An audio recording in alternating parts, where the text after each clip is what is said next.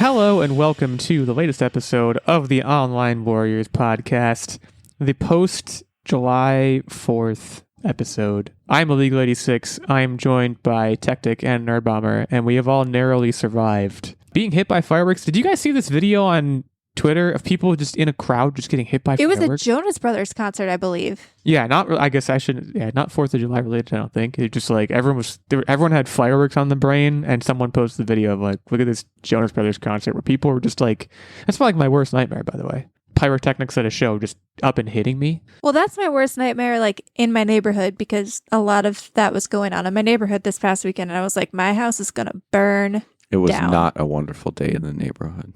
Brutal year for, I mean, we already swapped stories about this. I saw you guys over the weekend, but for me personally, I believe Saturday night was the worst of the nights, where it was like, okay, it's just never going to stop. Like it was going to happen Wednesday and Thursday because those were the actual holiday eve and the holiday. And then Friday I was like, okay, they're probably going to happen even though they shouldn't. And they did. And then Saturday they happened and I was like, okay, so we're just doing this every day now until we're dead. And Saturday was like the most. I was like, why did you save them for now? What is the story here? There's no reason to save them for that long. It's Friday, also, the next day you had off. Like how much money did you have? I'm convinced some people, like they popped them off on the 4th of July and then they went back out and they're like, you know what we need? We need more. Yeah, we've I think at this point, probably in multiple episodes, multiple seasons of this show, have come out fully anti-firework. And look, we're not going to change our ways. Fireworks shouldn't. Can we chill with the fire? Like, I'm not going to say they should just totally stop. I think that would be nice. But like, at the very least, can we just kind of chill out with the fireworks? Like, can we all just what? Why? What is like? If you want to celebrate, that's fine. Light off like 2. That would be cool. And then just like kind of live your life. Like I'm not getting anything out of it. The reason is it's for the kids, right? Is that the excuse that any firework? Yeah, but a lot of kids are terrified of fireworks. So like, I didn't like them. And like, is it really for the kids then? I think in today's modern digital age, where children are being stimulated by loud noises and lights constantly, they probably carry a lot less weight than they did in like, I don't know, the 70s or something. You know, like has the tradition aged well in terms of like entertaining children? I would have to think no, but it almost feels like it's gotten worse. So I just don't understand it. If you're a firework head and you're listening to this podcast, at OW86, walk me through it. Explain it to me. Explain why blowing up over $1,000 in material is smart. At OW Techtic, at OW Nerdbomber, our main show account at Online Warriors 1, getting the Twitter handle plug out of the way at the start of the episode as a call to action. And additional call to action that we were discussing when we first, got together digitally this evening. We want to know.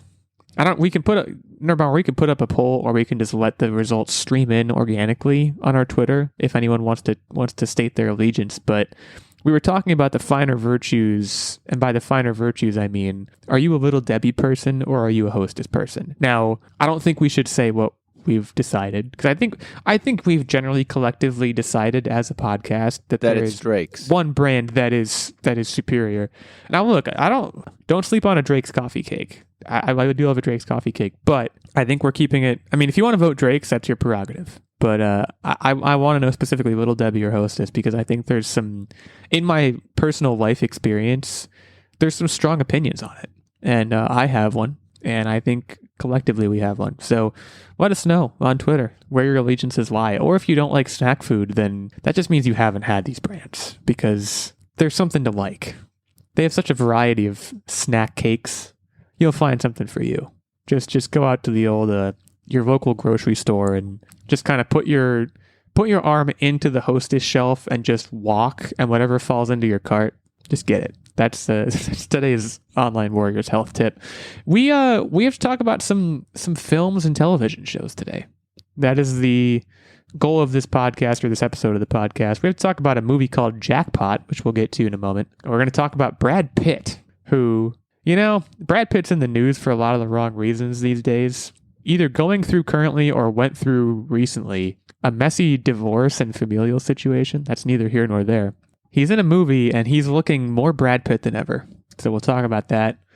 And we're also going to talk about the latest trailer for the latest Marvel Disney Plus miniseries, which has changed titles 3 times. I was looking at the Wikipedia for this show. We'll get into that later on. We got the first trailer. I have some opinions.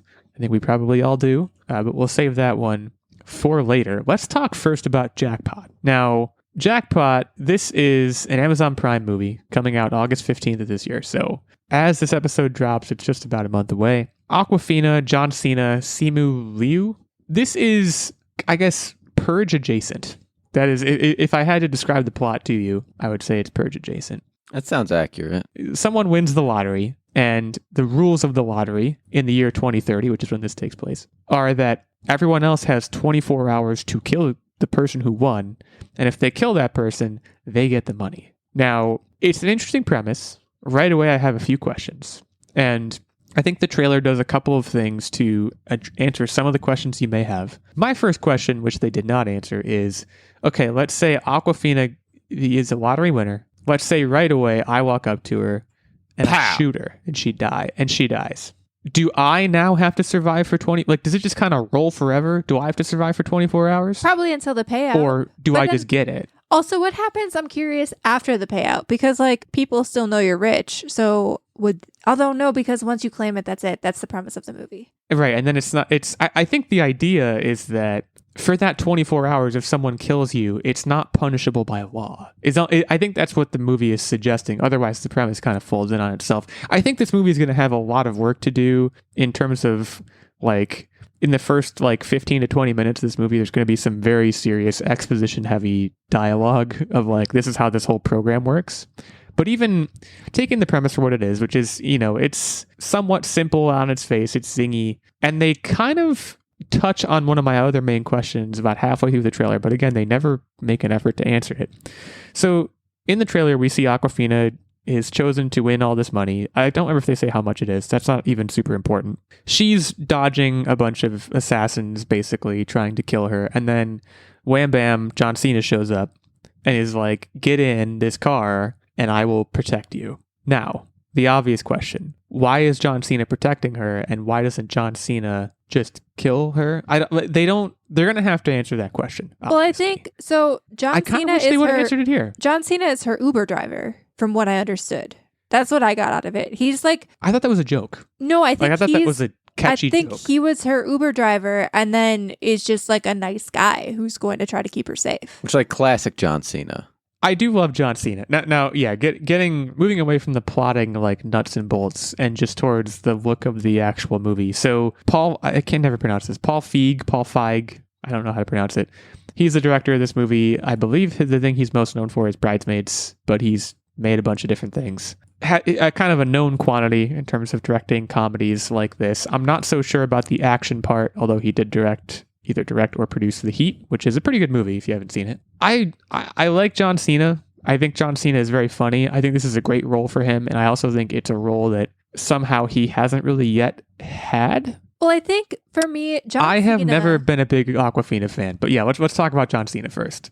Well, I think John Cena, he kind of started in family-friendly movies where he was sort of playing the caretaker role. And then he kind of moved to, goofy, zany, adult guy who's just kind of crazy and out there, slapsticky. And now he's kind of combining the two in this specific role and movie because he's playing both a caretaker and the slapstick zany guy. In all of his roles, he always has, a heart of gold, but he's it's like an amalgamation of all of his roles in the past. And I think Awkwafina, I know some people aren't super high on Awkwafina.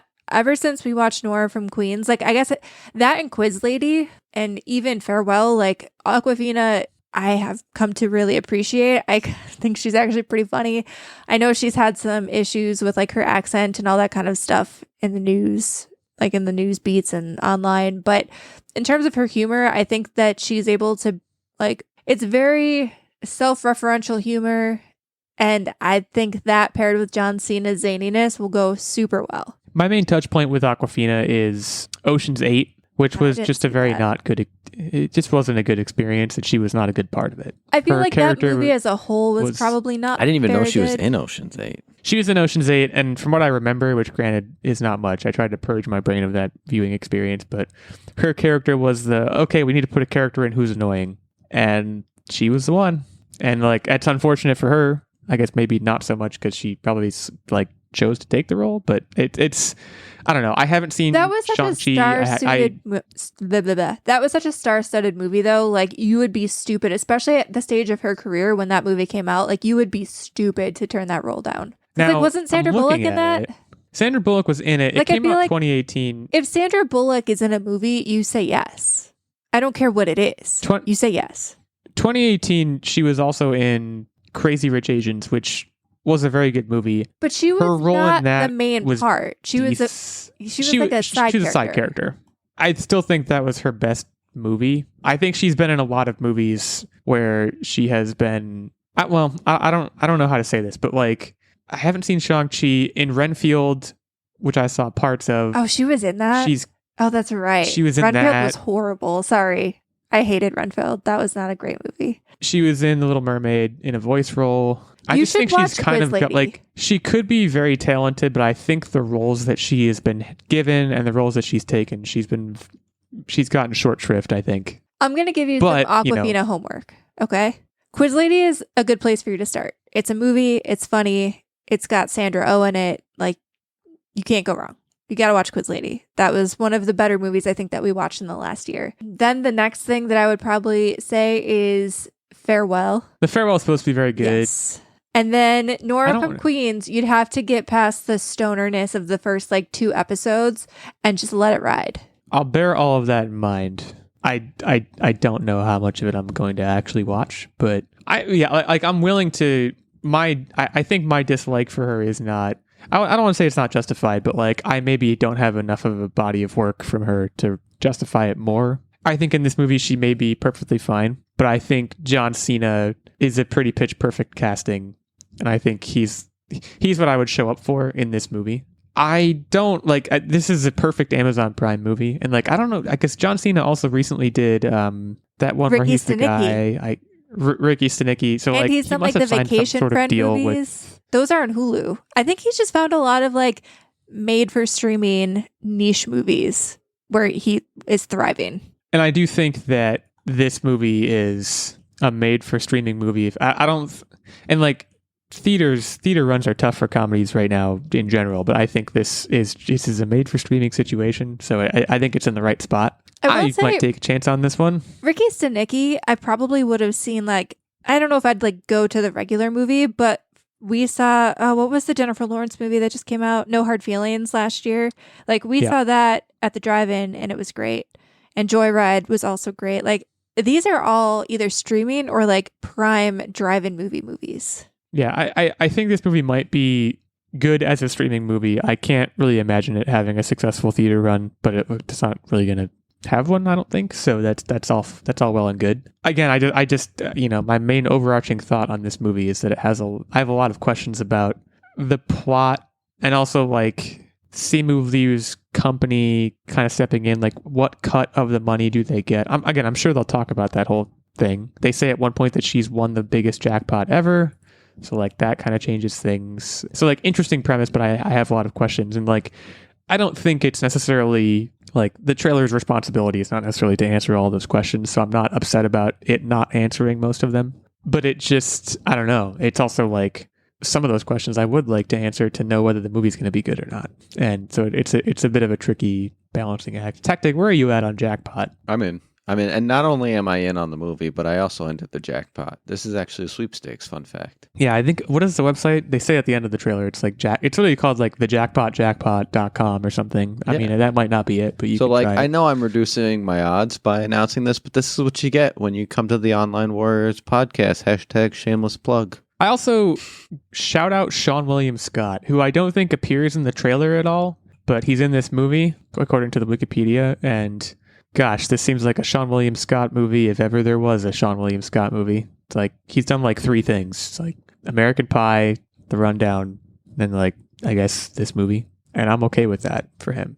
So yeah, again, August 15th of this year, this is going to hit your Amazon Prime TV screen. So be on the lookout for that. I was going to talk about F1 next, but let's make an Agatha sandwich here. Ooh. And put her as the middle topic. So we got a trailer for the show that is now called Agatha All Along. originally called Agatha House of Harkness, then renamed to Agatha Coven of Chaos, then renamed to Agatha Darkhold Diaries, then, I'm not making this up, this is all real, then renamed to Agatha All Along, presumably because, for those that don't remember, when WandaVision came out, Agatha All Along became, like, the little song that she sings in the show became, like, kind of was it a meme? I don't even know what you would call that. Just, like, a viral thing of the show. So they're kind of trying to capitalize off of that now. So, okay, some context here. For those that did not see WandaVision, Agatha Harkness, character from WandaVision, at the end of the WandaVision show, she essentially gets trapped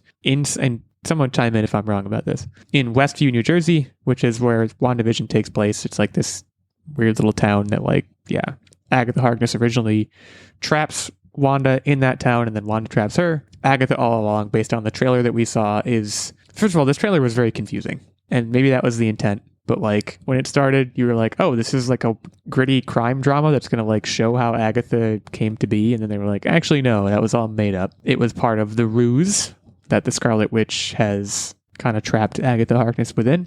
Then it becomes kind of like, okay, Agatha is gathering a coven, and that includes Aubrey Plaza and Patti LuPone. Great casting. Aubrey Plaza is great casting. Patti LuPone too, but, like, to me, Aubrey Plaza is, like, pitch perfect casting. Again, like, that's very good casting. Feels like the role she has been meant for a long time. With that said, this looks like a mess to me. I'm sorry, I'm just really? not, like, this is not gonna be it. Bro, what? This actually looks like one of the first Marvel things I've been excited for in a really long time. I thought this looked super good.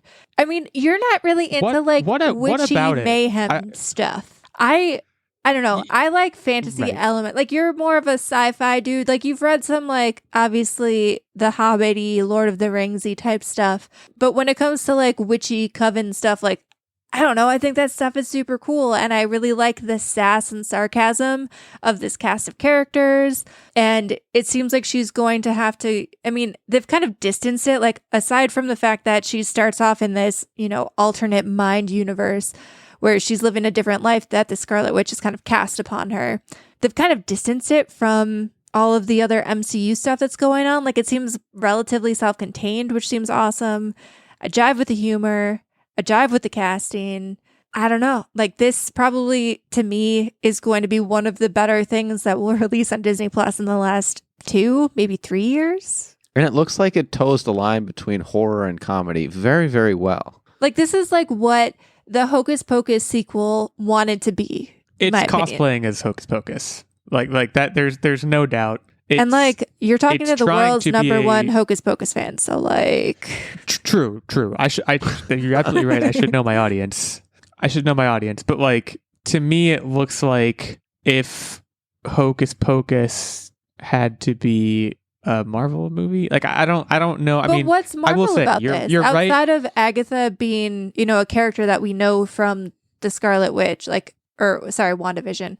What about this would scream Marvel? Like, if you just saw this as a trailer, almost unconnected, and instead of saying, like, the Scarlet Witch cast this, they were just like, oh, you're trapped, and they took your witch powers and summed it up like that. Like, what about this screamed Marvel to you? It's not. It's targeting one thing and one thing only. And granted, this may not be a Marvel thing. It may just be a movies these days thing or TV shows these days thing.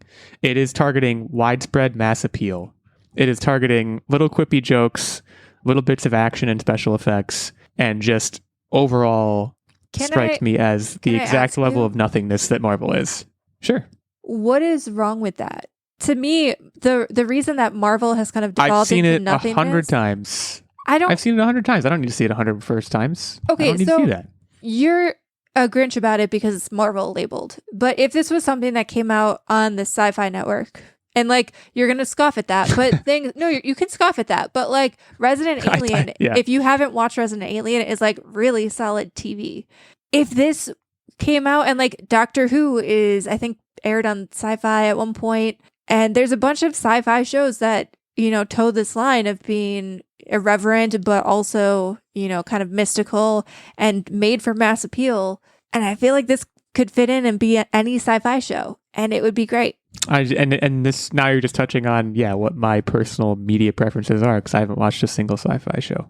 I'm not sure I ever will. as a nerd, so it's probably just scoff me. At you. Yeah, I kind of want to take your nerd card because there are some really good shows. Like, I know sci-fi has kind of gotten this reputation as being low budget, like the CW of How dare you. Science fiction shows. Me and my dad used to watch Battlestar Galactica. Sci-fi has some good stuff. Like, I beg of you, watch Resident Alien because that is one of the better shows on TV right now. Like, if you liked Monk, if you liked Psych, if you like any of those, sci-fi basically takes that formula and puts a science fiction spin on it. And I believe you were a Monk fan, maybe a Psych fan. I can't remember. I do like Monk a lot. I couldn't get into Psych. I do like Monk a lot, though. Like, it's the same humor, just with a sci-fi bent. Let me throw one more punch in here because a lot of your criticisms of my tastes are 100% valid. I'm not going to discount them at all. I mean, it's not criticisms. I think it's just you have a blind spot, and I think you're missing out on some really great television because sci-fi is known to be cringe, but there's some good stuff on there. I think that if this show was going to be any good, they wouldn't have changed the title 4 times. I don't know if the title I think matters. That is a very... Do you know how many movies, telling. How many video games, how many TV shows before they hit like the public have gone through name changes? Like, we always hear these code names from video games, and a lot of them end up being really good. Why do you think they named it Agatha All Along? Well, that was because they were trying to, before they even had like a script, because we know that the MCU Disney Plus shows, like, there was that expose a year or 2 ago that said they didn't have a plan for any of them. And it was all just kind of like shot by the hip. Scripts were kind of rough. And I think in the last year, they've probably Agatha All Along is the title they landed on. It's the title they landed on. It's probably because the focus groups said that the people like alliteration. It was probably something just like, the focus group. Boy, I hope that wasn't it. I just, to me... Well, I think the reason why you put Agatha in the name is because of all of the Marvel shows that released on Disney Plus. I think Agatha Harkness was probably the only character that people really grasped onto as something that was unique and worthwhile watching. I'm not saying don't put Agatha in the title. All of the titles had Agatha in them. I'm saying that them changing it to Agatha All Along is them saying, hey, remember this thing that was in WandaVision 4 years ago? That was funny, right? Because everybody has discounted Disney Plus shows since then. So they need to bring people back somehow. This point is completely unfounded. To say that a show is going to be bad based merely on a title change, this is preposterous. Also, I'm just reading through this. I forgot a title. So there were 5 titles. Agatha, the Lying Witch with Great Wardrobe. But that's a terrible title. Which feels like a joke. And in fact, people were thinking it might be a joke, but it was Marvel Studios Twitter that released it. And that was in May. That was a month and a half ago, 2 months ago. I think if this show, I get what you're saying about titles changing all the time, but if this show had any sense of what the point of it was, I think the title wouldn't be being decided upon. But they knew what the point 2 was months all before along. It's coming out. They just didn't know what the title was. I mean, I hope you're right. For your guys' sake. It's the title they landed on all along. So the Nintendo Wii, it had a code name called Revolution. And then at the last minute, well, not the last minute, but before it hit the shelves, they called it the Nintendo Wii. And I would say that was a success. Codename is a very different thing than a title. Very different thing. These were all announced titles. A codename is, we're not going to tell you the title yet. To me, that's what it means. I mean, I don't need to die on this hill. Like, if you think it's not important, it's probably not that important. To me, it, like, if I was going to make a show that was thematically any good, I would know what the title was. Like, but if I was going to make a show that was before thematically pre-production, any good, the title is the last thing I'm focusing on. It's the show that I'm really caring about. Boy, on a case-by-case basis, I disagree with you. But, again, on a case-by-case basis. I don't know. It's just, you kind of said it before. Like, this is just not going to be for me. It's maybe going to be for a lot of people. And in fairness to what you guys are saying and like your rebuttals to me, like, I do not know what Marvel could possibly do at this point to get me to just unthink what I think about what they've done. It's not this, but in fairness, I don't know what it would be. I hope it's good. I like Aubrey Plaza again. I think that casting is great. I think the general idea of it as a relatively self-contained show is good. I'm curious to see how it ends because how do you, if you want to tell a self-contained story in the MCU, which first of all I think is an oxymoron, you can do that in a place like Westview, which is thematically self-contained. But the whole premise of the story is she's going to get out of Westview, right? When she gets out of Westview, what's she going to do? Well, I think it'll probably be like her and her coven don't need to go after Wanda. They're just going to do their own thing. I don't know the comics, though. I don't know her plot Earth makes you feel that way? Like, I don't think she wants revenge. There's no way she doesn't want revenge. I don't know. I feel like the zany cast of characters, I feel like it'll be like it's not worth going after the Scarlet Witch. Plus, also, and this is spoiler, I guess, isn't she dead like 1,000 times over at this point? The Scarlet Witch? Who? Scarlet Witch? Yeah. Like, she's going to find out that Doctor Strange, right? Multiverse of Madness? Did she die? I don't remember. I saw that movie. I thought she got banished. I thought she did. I don't even remember. Oh, she got she got mauled by like all the billion dead spirits. I think it was left inconclusive. But anyway, I think they're going to go through and create this coven, become kind of like a little family, and then she's going to like realize Scarlet Witch is dead, but now she's got this family and they can go do shenanigans with Aubrey Plaza. Again, I hope you're right, but if you think that they're not going to tie it into other shows or movies or what have you, I have a bridge to sell you, because that's their whole business model. Also, and they're not going to stop. In March, Marvel officially confirmed that Scarlet Witch died in Doctor Strange in the Multiverse of Madness. So she dead. They confirmed it. She died? She dead. Boy, I don't remember that. I thought you were on something with Banished. That sounded right. No, remember all the little creepy ghouls like mauled her, and then he was just like, all right, peace, lady. But like, I thought everything too collapsed down on her. Like, I thought she kind of sacrificed herself, and that was like her final thing. No, it was something about her kids. I don't know. That movie was bad. I don't remember it very well. Yeah, there's bitterness here if you can't tell. I'm bitter towards this franchise because they had something so good. They really just had it perfect. Hear me out though. And then they just blew it so bad. Did they though? Or like, yes, they kind of did. How can I forgive them? Like, how can I forgive them? But like, what did you want from the franchise? Because with Endgame, I wanted to end. But like, be done. We live in a capitalist society. Go out on a high note. We live in a capitalist society, and it's a money train, and they're not going to do that. That's not my problem. Yeah, but like, you're still going to watch, what is the Tom Cruise shenaniganery where he does his own stunts, and it's like the 12,000th movie, Mission Impossible. You still go watch those. They're like, shit, this guy's still watching Mission Impossible, and Tom Cruise is like 50. I'm gonna make some more MCU movies. But the shareholders would disagree. It's money train. Choo but choo. But the main difference is those are movies, and each one is a movie and a movie in itself. The MCU was killed by the sheer fact of Disney Plus, in my opinion. Yeah, I mean, like, yeah, the Mission Impossible franchise being capitalistically driven, you're probably onto something there, but it's not to the level of excess of the MCU. Plus, going back to Agatha, you say this is what Hocus Pocus should have been all along. Going back to Agatha All Along, this would have been a fantastic movie, but it's not going to be. I think I could get on board with that. And like, I thought WandaVision was like pretty decent at the time. It was very inventive. Like, if this is half as good as WandaVision, it'll be good. I just don't. I feel like we get down the MCU rabbit hole, but truly, at the end of Endgame, so what really drove the Marvel Cinematic Universe forward was a bunch of recognizable top-tier characters that were interwoven in a broader overarching story, and they all had their individual movies, but they still all sort of tied together.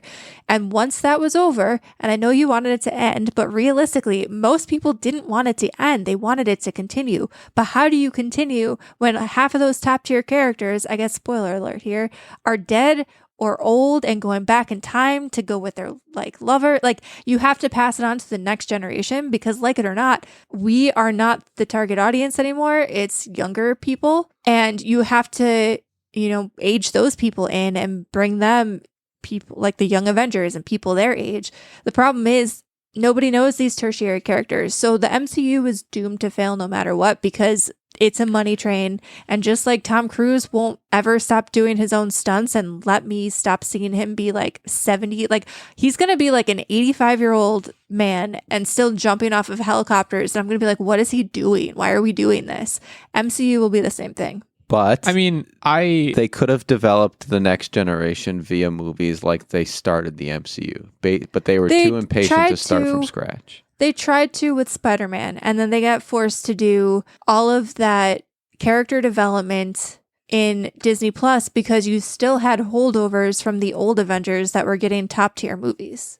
I think you touched on something important, which is, you said that when Endgame ended, most people didn't want it to end.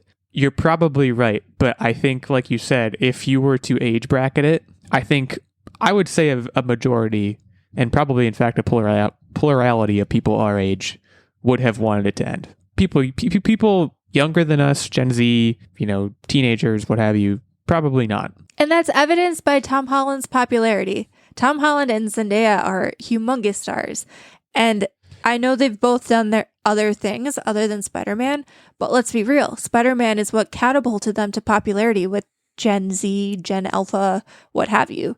So it sort of worked. They just haven't been pumping out enough Spider-Man movies. I would say the corollary is they can keep, because someone wants them, like you said, if it's younger generations, whoever it is, someone wants them so they can keep making them. It doesn't mean I have to watch them.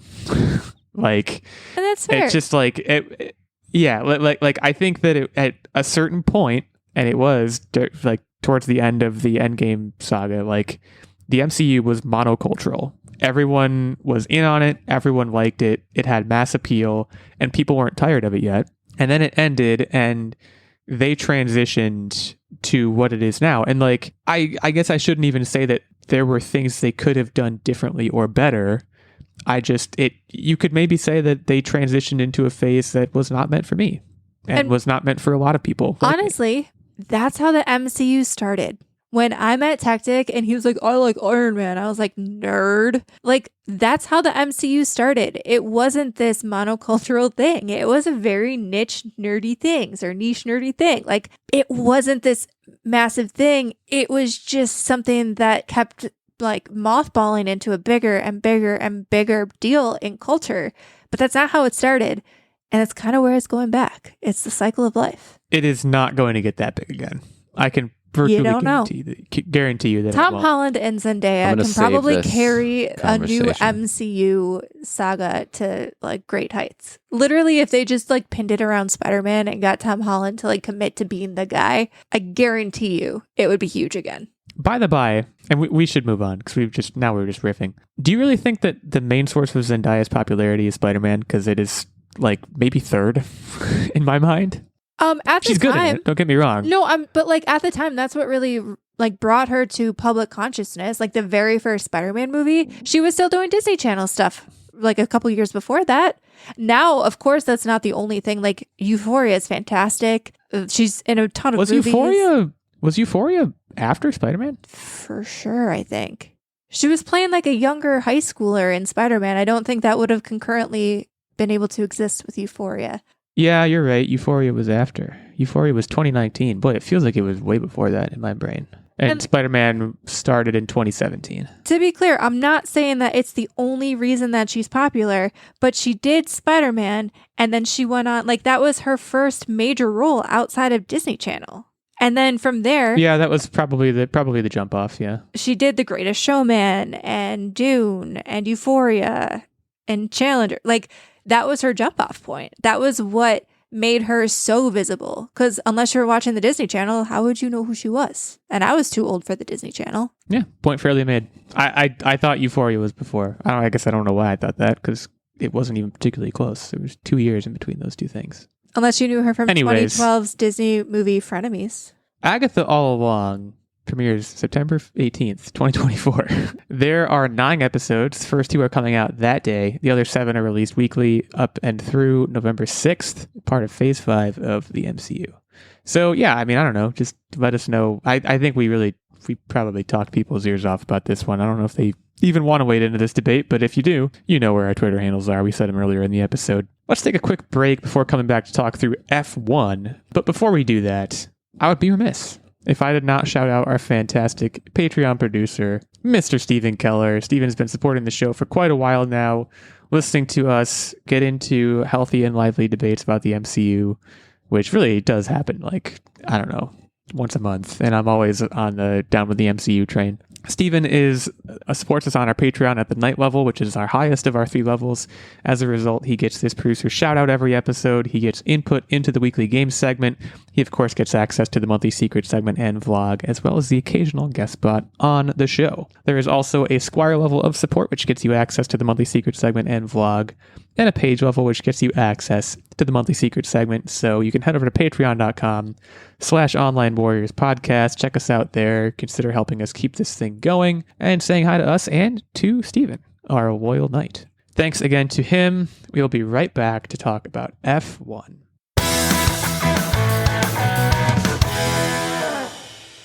This is The Gorge. It's a podcast where my friend Sarah and I gorge ourselves on overanalyzing a topic. The body count in this children's movie. It's insanely high. The reason he's able to be a good assassin is because no one would expect a gorilla to kill you. I made the incredibly stupid decision to start Marble Hornets. And the robot says, I know where we can find your baby. It was stolen by Cap'n Crunch. He sounds like Chuck Huber? Yeah. How did you know? I was going to say that. The Gorge. 3 times a month, wherever you get your podcasts. All right, we are back to talk about F1, or as Techtic referred to it on the break, F-150. No, this is not a movie about trucks, although, Brad Pitt could probably make a good movie about trucks. Maybe not good, but he could make a movie about trucks. This is a movie about, Formula One. Brad Pitt stars, of course, as I've mentioned already like 3 times. Directed by Joseph Kosinski, and that is, I think, of particular note because he directed Top Gun Maverick. So this trailer that we got was fairly short. It was pretty much 0 dialogue.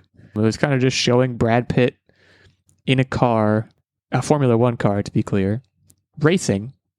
And I gotta say, I think that's all the trailer needed to do.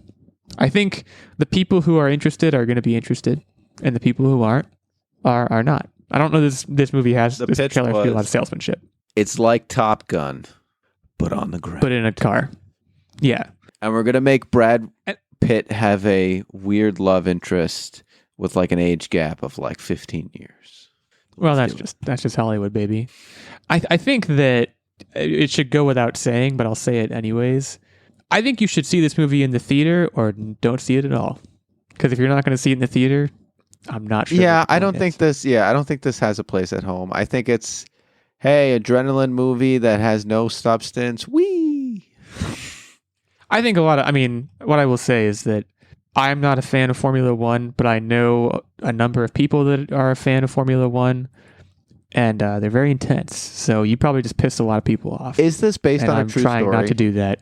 Well, no, but it's the principle. For me, it's about the sport that they love. But that's the thing. For me, that's the difference maker for me to be into these type of movies. If this was based on a true story, sold, 100% invested. The fact that it's not, I'm out. I don't know that. I guess I get your point. Like, I think, a movie like Remember the Titans wouldn't be as good if it wasn't based on a true story, right? And there's like a million sports movies that you could say the same thing about. This one, I don't know. Like what I wonder as I watch this trailer is like, as someone who is very outside the F1 ecosystem, would seeing this movie in the theater be a good way for me to both like get, a dose of adrenaline and thrills, and also like learn a thing or two about this sport that would this be a suitable gateway for me to understand more about this sport and why people go so just bananas over it? And I don't know the answer. From an engineering standpoint, it is absolutely fascinating. Like the downforce and stuff. Well, forget the forces. All of the parts, a lot of them are designed with such minimal clearances that it's a one-time use, and then they throw them away and get new parts. Like, right. That is absolutely mind-boggling. I think if I was on a pit crew, I would crap my pants daily. Like, can you imagine the pressure? It's like, I'm pulled over change this tire in 3 seconds or we're going to lose this race. And also while in some instances, the tire and everything else is piping hot. Yeah. And sometimes on fire. You can find pit crew pictures of them replacing things on fire. I think it's going to be a spectacle-driven movie. I think Brad Pitt can do a good job with it, but I don't know that the movie's success is riding on him being good in it. Which to be clear, I think is a good thing. I think I'm now more fascinated in a movie about the pit crew. Leave Brad Pitt at home. Pit crew movie. Now you got me. But how do you make a movie about a pit crew? I mean, that's an interesting question. Dwayne "The Rock" Johnson starts as a regular mechanic. Now he's in the pit crew. Explosion, fire, wheel. Yeah. Wow. There you go. Was one of the best Dwayne "The Rock" Johnson impressions I've ever heard. This movie comes out June 25th, 2025. This is very confusing. I'm on the Wikipedia. It's scheduled to be theatrically released by Warner Brothers Pictures on June 25th, 2025 internationally, and in the United States on June 27th, 2025. So as of this recording, the United States is no longer part of the international community, I guess is what that means, which, easy come, easy go, I guess. So yeah, late June of next year, that's when we'll say this movie is coming out. So be on the lookout for that. It's got Brad Pitt, it's got Carrie Condon, Tobias Menzies, Javier Bardem, and Shea Whigham. If you don't know who Shea Whigham is, he's one of those that guys where you've seen him in 16 movies, but you don't know his name. And he's in this movie. It's time for What Are You Up To Wednesday. This is the part of the show where we talk about what we've been up to. And it's been a banner week for me. I finished a book and a game. I'm going to briefly talk about both, whether or not you want me to. I finished a book called Caliban's War. Took me a minute to remember it because I've already flushed it from my brain, even though I finished reading it last night. This was the second book in the Expanse series. It was fantastic. I kind of power read the end of it there, really fast, and just burned through it in a weekend because this is kind of a logistical concern, but it's a very large book and I didn't want to pack it in my bag to go on vacation. So I was like, I need to finish this book because it's too big. And it was worth it to read it that intensely. The Expanse is fantastic if you're a fan of sci-fi reading.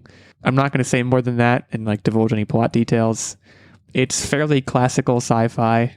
I wouldn't say there's a whole lot particularly revolutionary or novel about the subject matter. It's just very well written. And that's, I think, part of why it's so successful and had the TV show and everything, which I have not watched any of that yet, but I may give it a shot. Is and that then the game, a sci-fi show? It, I believe, started on Sci-Fi and then it went to Prime Video. We've come full circle. But I don't know the exact specifics on that. Oh, I know one. They had a couple different titles before it actually aired. I'm actually sure that it didn't. The other side of the coin is the game that I finished, which was Wolfenstein The New Order. And when I say finished, let me be clear.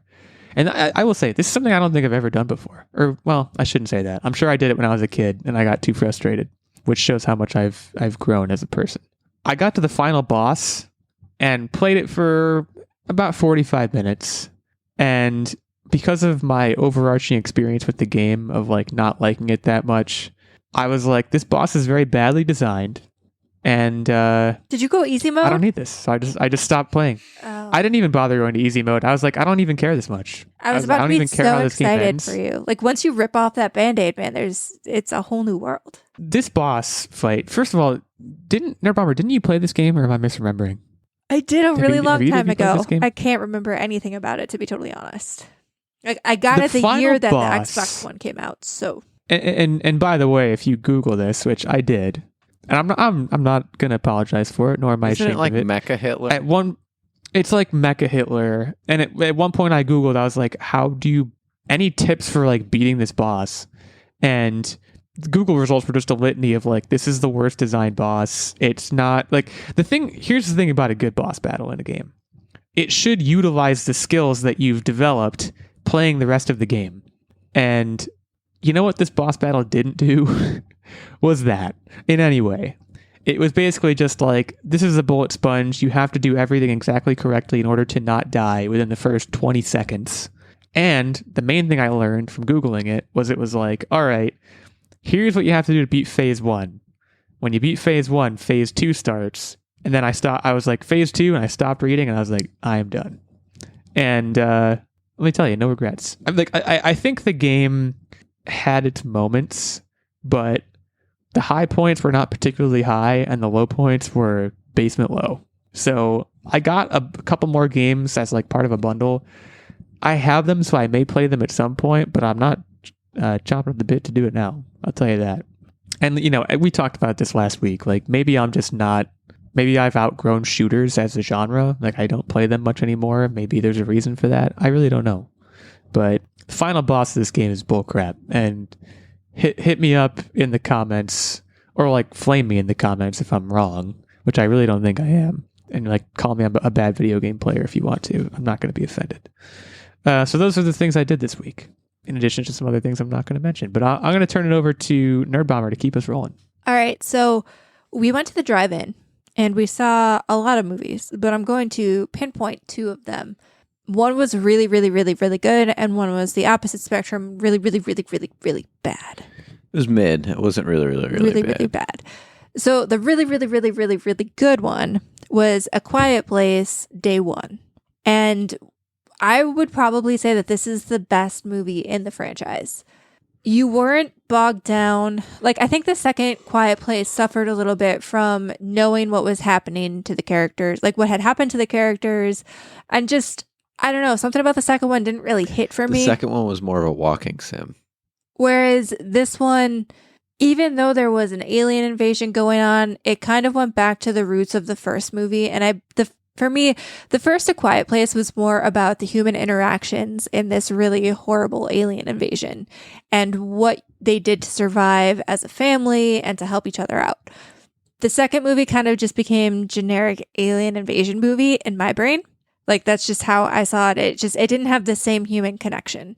This movie went back to having a really, really deep human connection and also a very deep animal connection. I don't want to say more than that, but I've never been more stressed in my life than watching a movie with an animal in it, because let me tell you, like, there were very tense moments, and I'm not going to spoil anything, but there were very tense moments, and I was holding my breath for the gosh darn cat.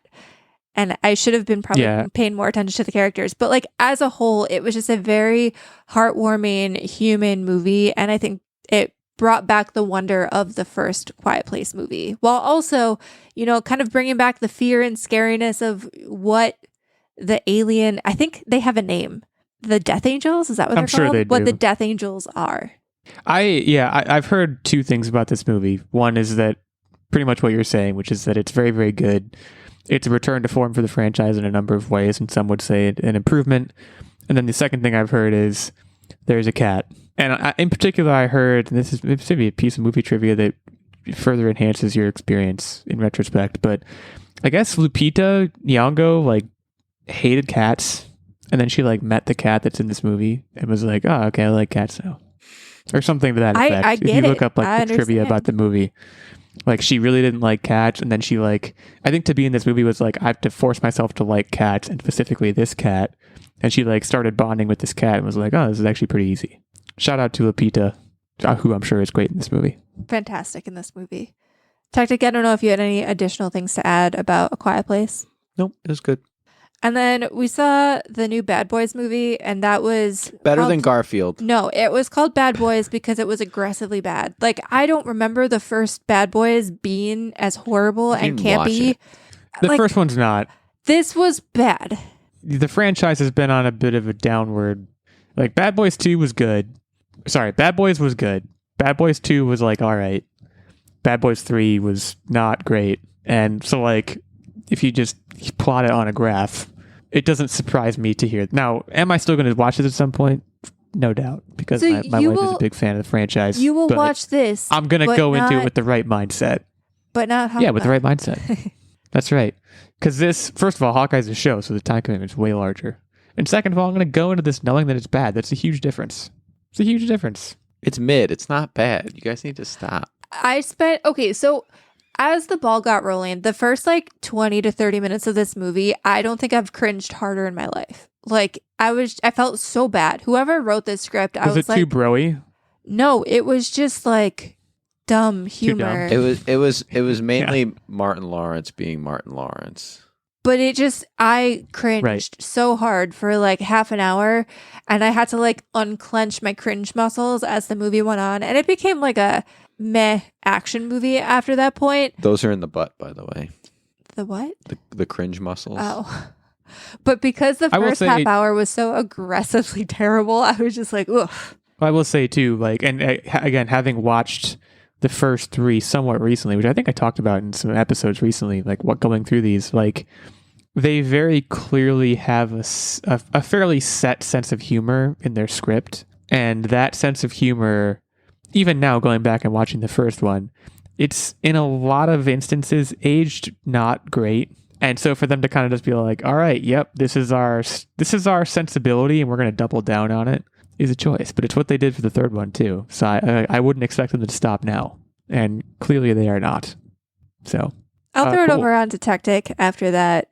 I feel like I went with a high and then a low. So I'll let him see what he's been up to. I've got 2 highs. So I started reading a new book. You might have heard of this one. It's called Hitch Hikers Guide to the Galaxy.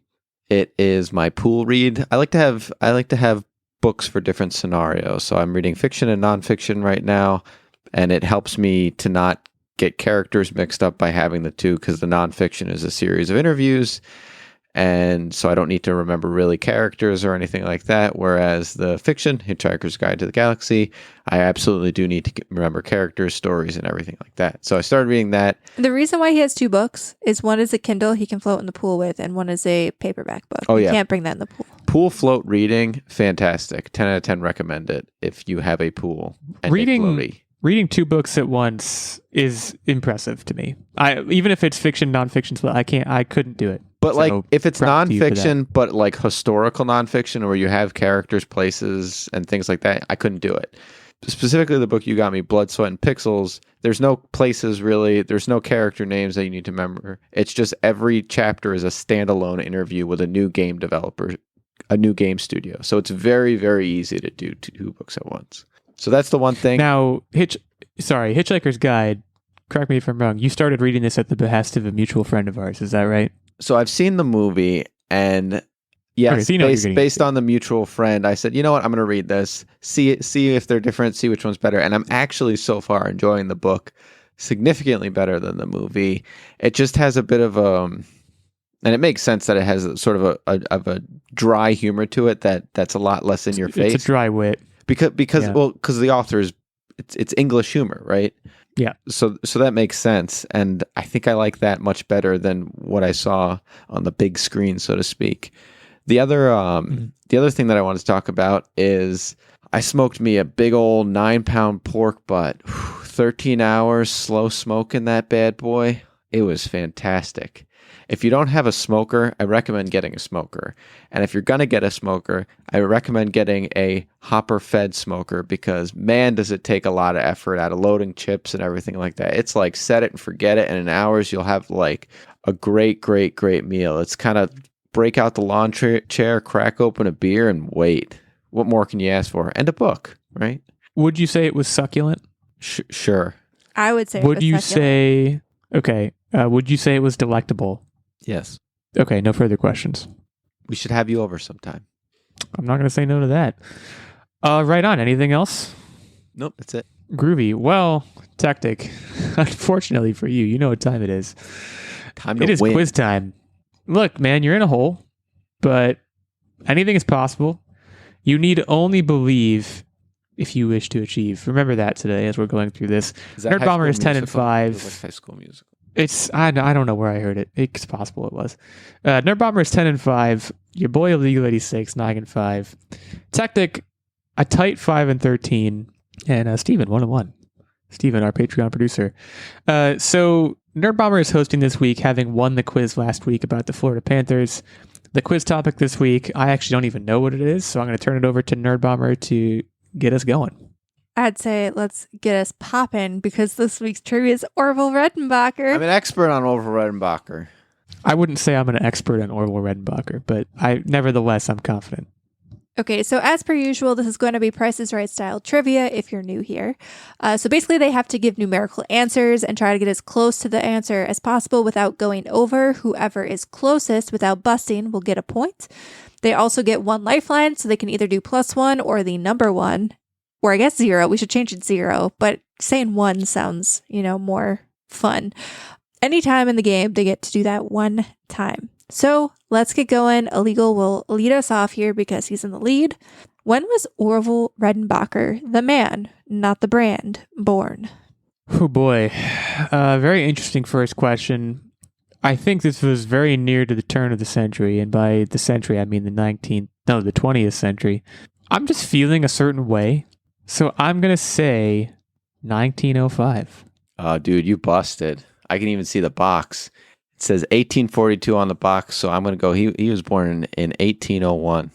What box are you reading? Because you're wrong, and he's very close to being right. I can't read. Orville Clarence Redenbacher was born in Brazil, Indiana on July 16th, 1907.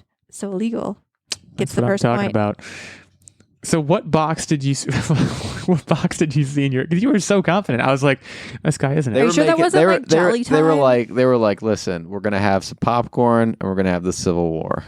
That's how it's going down. Right. Well, I feel very confident now, especially after that. But Nerdbomber, go ahead.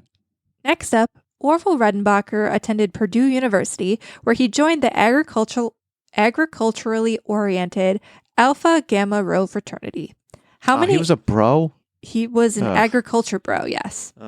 How many collegiate chapters of the Alpha Gamma Rho fraternity currently exist? So how many colleges can you find this fraternity at?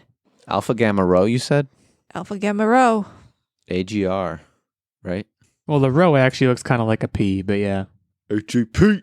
And then they do like a chest bump. I could see it now. Orville Redenbacher himself chest bumping. In the fields of corn. 31. Boy, this is tricky because... Okay, I'm going to go with 8. I feel like it's not very many. Techtic gets his first point. There are currently 71 chapters of Alpha Gamma Rho out there. Sweat. I almost busted out the +1. I guess I should have done it. But I just felt that was too high of a number. So I guess I was wrong. All right, so Orville Redenbacher was married to Corinne Rosamund Straight until her death at 62. Together, they had 2 daughters. How many total grandchildren and great-grandchildren did they have? So all of them added together. So there's 2 ladies. Well, you don't do the daughters. Just the grandchildren and the great-grandchildren. No, I know. I'm just trying to family tree this thing. It literally is like a math problem. I'm going to say just a nice round 30. So many. 31? You said that's so many, and then you did your +1. I don't understand your technique. He's so confident. You both busted. That was fascinating what you did. Okay, so I was kind of close. Like I had a methodology. Wait, how many? Kind of 22. It was 22. So okay, I feel like that's a good outcome for me. Yeah, but like that generation, they were breeding. You know what I mean? Like that was my methodology. My methodology was 3 kids across the board, which is above the current average. But back in the day, they were just popping them out. Both of my parents had over 5 siblings. So wild. All right, moving on. Valparaiso, Indiana was where Redenbacher resided for most of his life. The city unveiled a statue of him at their annual popcorn festival on what date? And Techtic, you're first here. 1957. It feels like an easy +1. 1958, that feels like it's got to be too early. He was only 40-something at that time. 1958. The +1 was used to great effect. The statue is not very old. It was actually revealed September 4th, 2012. So Illeagle takes the lead here. If you have a statue made of you before you're dead, it's tacky. That's just science. That's fair.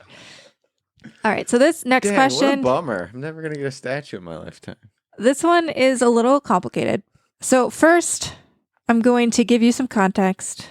Then I'm going to ask you the question, give you an example of what I'm looking for, then go back and ask the question again. All right? Okay. I can't wait. So Orville and his business partner, Charles Bowman, created a perfect popcorn hybrid. Light, fluffy, and leaving hardly any unpopped kernels. What is the ratio in volume of popped to unpopped corn? So the answer that I'm looking for here is X to 1. So for an example of what I'm looking for, the Online Warriors has a 2-to-1 ratio of dudes to chicks on the podcast. So that first number is going to drive who gets this answer right. So what is the ratio in volume of popped to unpopped corn in Orville Redenbacher's secret sauce popcorn kernels? And you're saying after they nuke it? Yes. Or you're... Okay. After nuked. Well, I mean, it's certainly got to be a high number then.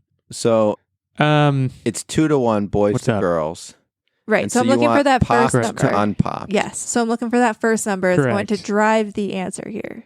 Boy, this is fascinating. 120. 120 to 1. Now, Techtic is going to get this right in a bag? Because that's for you to figure out. I don't know. This is what is off their website. Because I've eaten Orville Redenbacher popcorn before.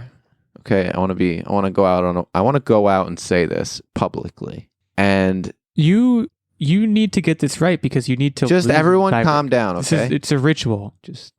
I'm trying to visualize how much popcorn is in my popcorn bowl. He's visualizing hard, folks. Stop. And what did you say? I said 120. So I think you can fit about 60, 70 kernels in a popcorn bowl in a popped bag. But that doesn't mean there's one unpopped. There's usually, when I'm visualizing it, 10 at the bottom, maybe even 15 at the bottom. So if it's 15 and I said 60, what's 60 to 15? It would be 4-to-1. Let's go 4-to-1. All right. So you have the numbers, and Techtic did get the point. It's 44-to-1 ratio of popped to unpopped corn. I realized after the fact I went way too high, but so be it. That moves us to a tiebreaker once again. And I do have a question this time. All this time. This is going to be text in. Based on the U.S. Census data and Simmons National Consumer Survey, how many Americans consumed Orville Redenbacher popcorn in the year 2020? Please text me your answer. How many Americans consumed it in 2020? In the year 2020. In America? Yes. Sorry, I keep asking. Okay. All right, so Techtic guessed in 90,000. Only 90,000 Americans ate Orville Redenbacher popcorn, and Illeagle guessed 62 million. And Illeagle has his pulse on the American people because 63.59 million Americans consumed Orville Redenbacher in 2020. What? Okay, I didn't want to be that close, but nevertheless, 90,000 was a little bit low. But yeah, you're playing a strategy. And I respect the hell out of it. Well, I moved to 10 and 5. So close to busting. Why couldn't you just bust? Techtic moves to 5 and 14. Nerdbomber remains at 10 and 5. So Nerdbomber and myself are tied. Next week, I will be hosting. Actually, next week, I won't be here. I don't know. Maybe I shouldn't say that, but next week, I will not be here. So next week, there may be no quiz, or there may be something else that is done. I have no idea. In the meantime, we thank you all for joining us here on the Online Warriors podcast. If you want to leave us a review over on Spotify, Apple Podcasts, anywhere you listen to podcasts, you can head over and do that. We appreciate your feedback. You can head over to Patreon, patreon.com/Online Warriors podcast. Check us out over there, and just keep on being you. Keep on having a fantastic summer. Hopefully you are having a fantastic summer, and stay safe and keep on podcasting.